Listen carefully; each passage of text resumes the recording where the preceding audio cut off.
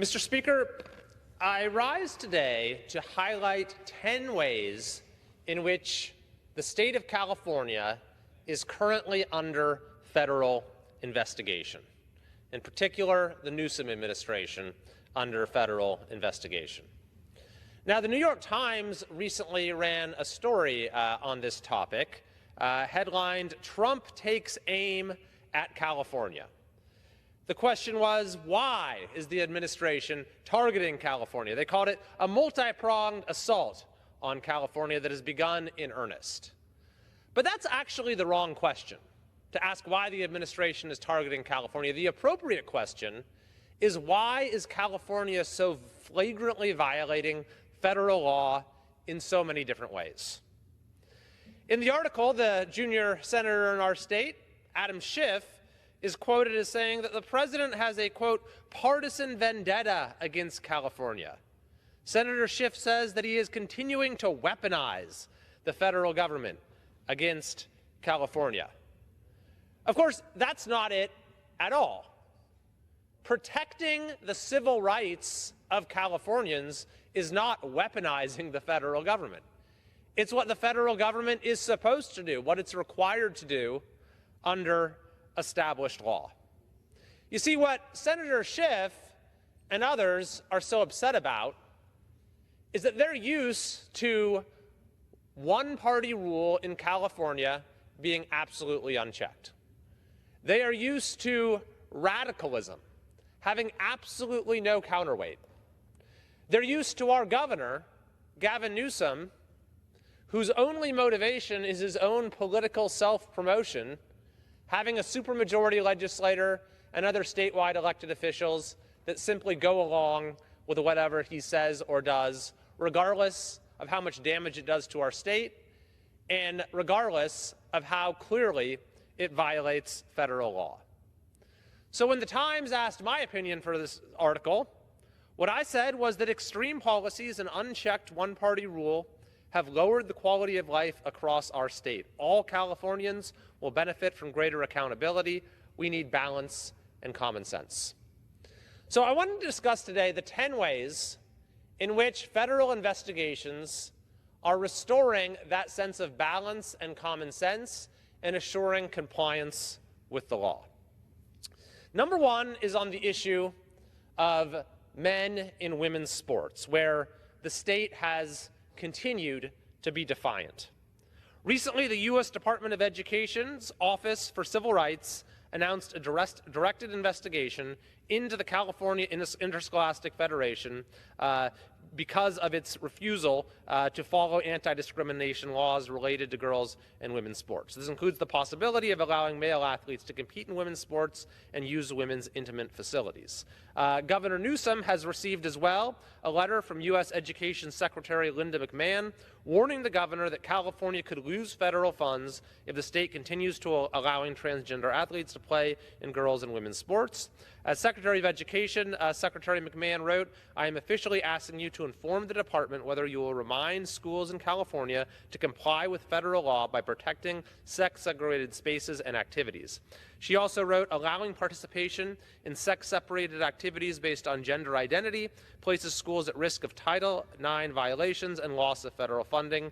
She says, "As governor, you have a duty to inform California school districts of this risk." Interestingly enough, Governor Newsom actually recently stated that he believes it's unfair what the state is doing, allowing for men to compete in women's sports, and yet he has taken absolutely no action to stop this unlawful practice. The second ongoing investigation relates to California's policy of forcing school districts and schools to keep secrets from parents about their own students, about their own children.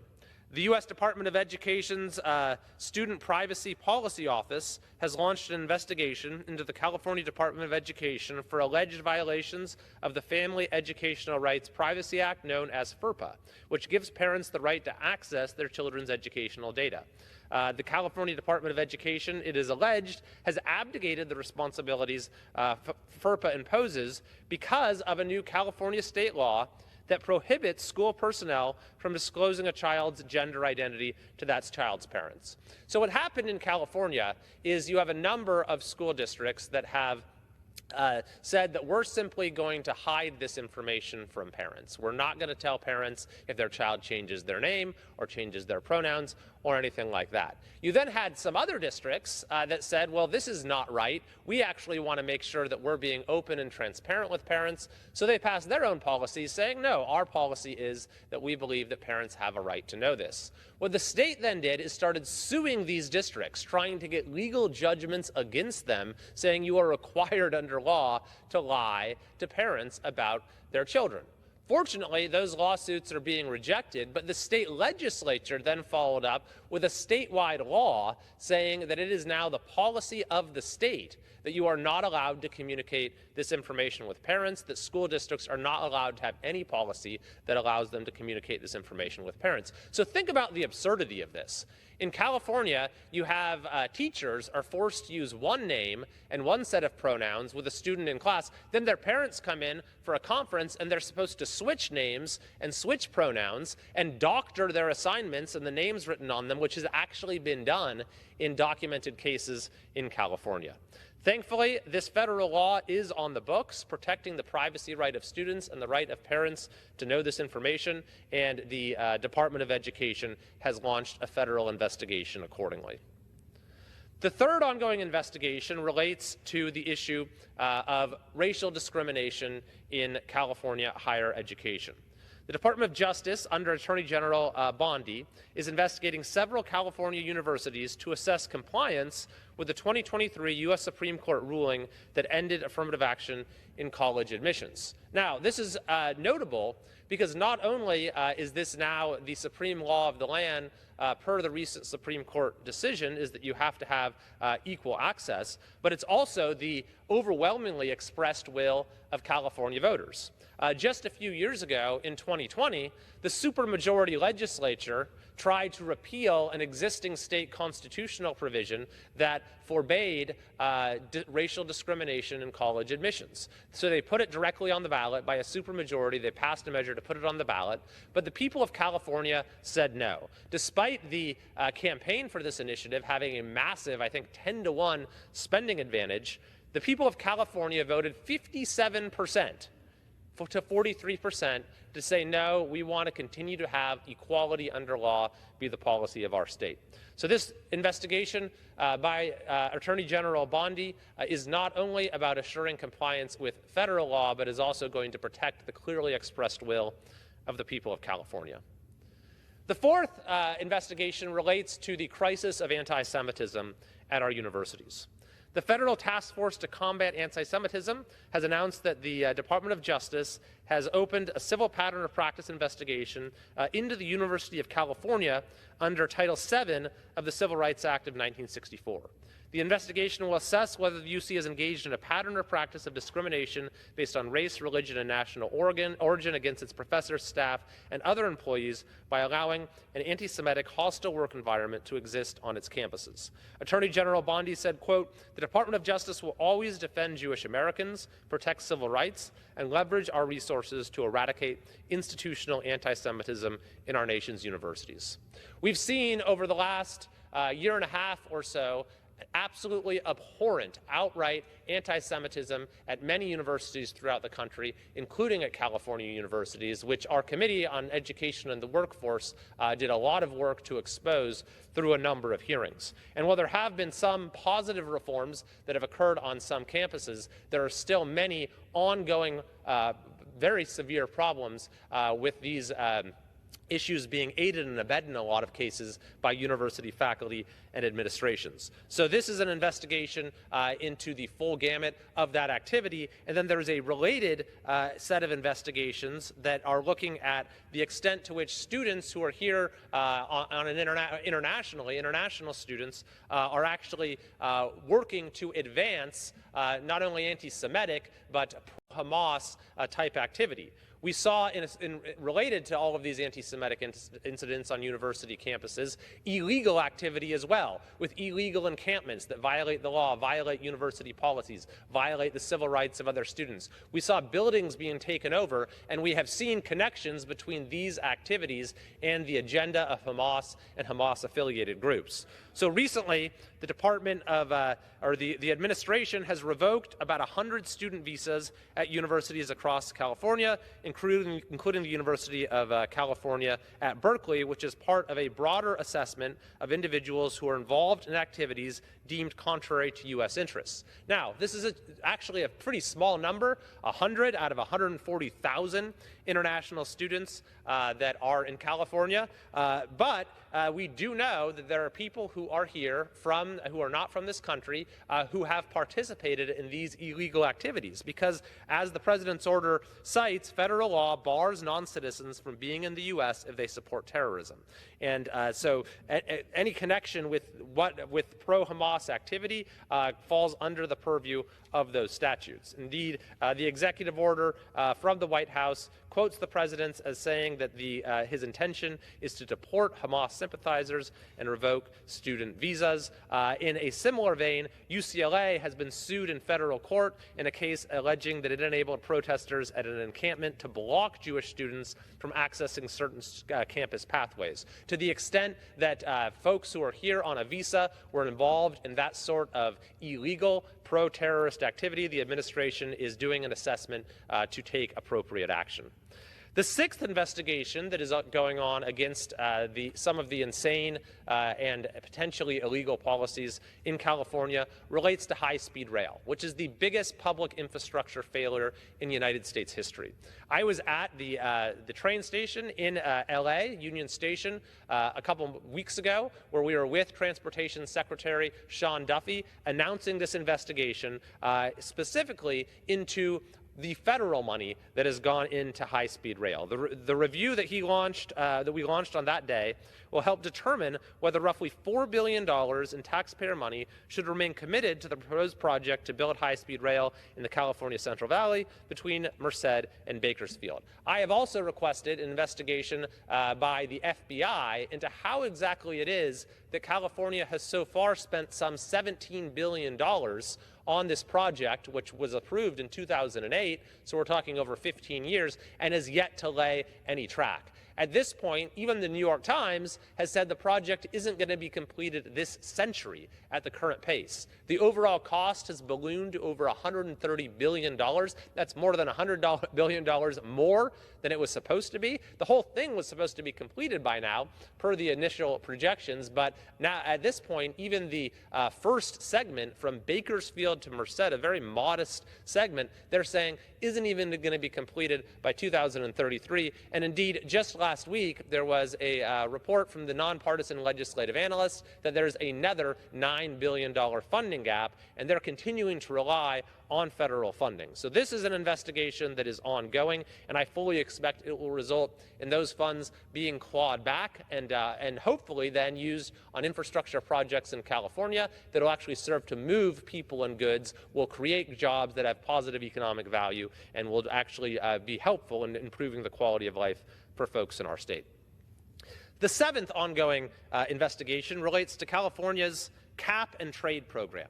An executive order from the president has directed Attorney General Bondi to identify state and local acts that may be unconstitutional or preempted by federal law. And it singles out California's cap and trade program, which sets limits on greenhouse gas emissions and then has companies buy and sell credits. As the order says, California punishes carbon use by adopting impossible caps on the amount of carbon businesses may use, all but forcing businesses to pay large sums to trade carbon credit to meet California's radical requirements.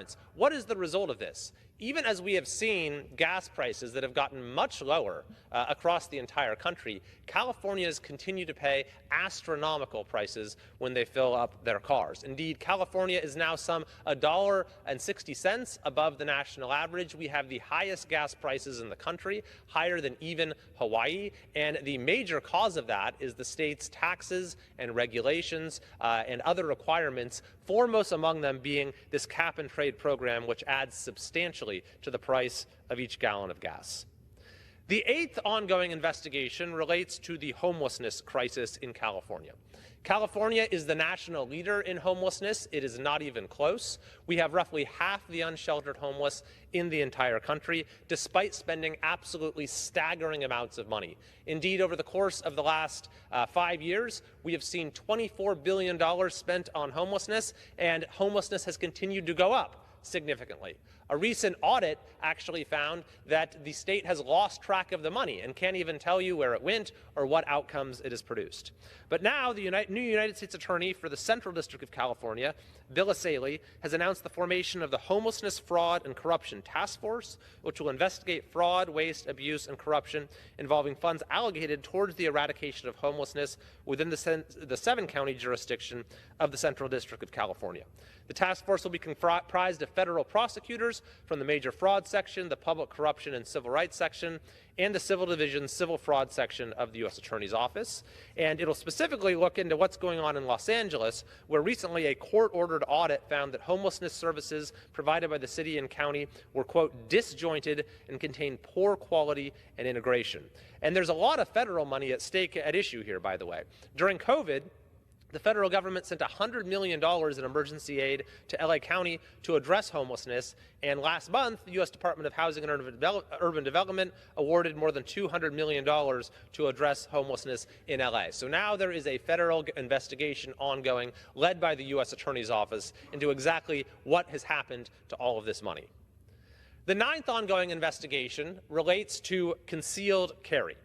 As part of a broader review of restrictive firearms-related laws in California and other states, the Department of Justice's Civil Rights Division has announced an investigation into the LA County Sheriff's Department to determine whether it is engaging in a pattern or practice of depriving ordinary law-abiding Californians of their Second Amendment rights.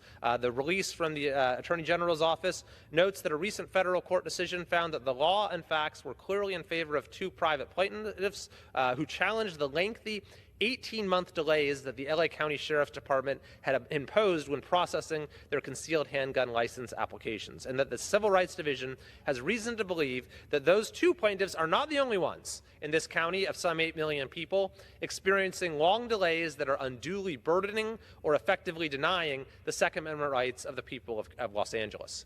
The release from the Attorney General goes on to note the ways in which the Second Amendment rights of Californians have been unduly burdened in countless ways. They call California a particularly egregious offender. In response to recent Supreme Court case law, California enacted new legislation to further restrict the ability of ordinary, law-abiding Californians to keep and bear arms. And many California localities appear to be imposing additional burdens beyond those required by California state law, including by subjecting ordinary, law-abiding Californians to expensive fees and lengthy wait times associated with applications for concealed handgun licenses. So now there will be some counterweight to these measures which are restricting the rights of Californians. In fact, there was even a recent proposal in the legislature that went to the very core of the Second Amendment that would have said that you're no longer allowed to defend yourself against an intruder who breaks into your own home.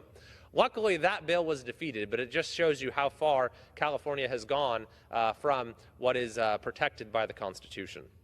And finally, of course, there is ongoing federal action, and this being the 10th federal action related to California when it comes to sanctuary jurisdictions. The Attorney General and the Secretary of Homeland Security, pursuant to an executive order from the President, are looking to the maximum extent possible under federal law. They're evaluating and undertaking any lawful actions to ensure that so-called sanctuary jurisdictions, which seek to interfere with the lawful exercise of federal law enforcement operations, do not receive access to federal funds.